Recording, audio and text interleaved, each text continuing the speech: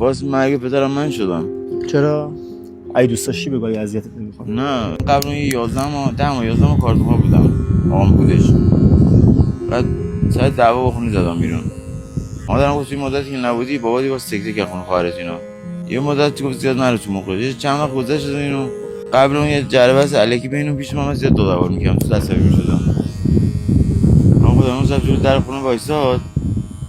مثلا آدمایی هست که مثلا انگاری توهم میزنن هی تون نگاهش هی چپ و راستش میاد سرش تکون میداد. مادرم گفتم من میکشم بابا تبر زده چشه این؟ گفتم بابا حالش خوب نیست میفته رو دستم میمیره چیکار کنیم موقع نباشیدش میشه اینا. بعد من آقام خیلی برام عزیز تو همه خانواده‌ام فقط آقام دوستش داشتی؟ آره. رفتم سر کوچه نگاه کردم آقام افتاده سه چهار دور سرش. بود رفتم خونه مادرم گفتم بیا مامان بابا افتاده زمین.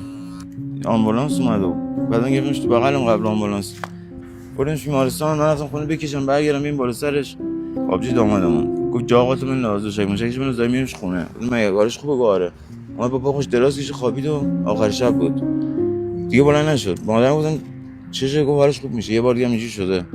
من آقا مثلا اونجوری سر حال بود یه دفعه اینجوری بله سرش اومد عصبی میکرد دیگه. زدم بیرون مثل بچه‌ش داشتم میذارم گریه کردم برای خودم. نه خدا این دفعه حالش خوب شد دیگه اذیتش میکنم زیاد مواد نمیکشه اذیت نمیکنم دیگه. رفتم خونه مادرم دیدم ریشمیش آقامو زده ترتمیز خوابوندهشو. تو چه اینجوری کردی؟ گفتم خوش میزد ریششو. تمیز فردا بلند میشه. گفت نمیدونم چرا گفتم تمیز باشه. ساعت 2:30 شب تمام کرد. یه هفته گذشت ازش دیگه زدم بیرون. بعد اون موقع نرفتی دیگه؟ نمیرم دیگه. چرا؟ آواره کردیم دیگه. پدرم که فوت کرد.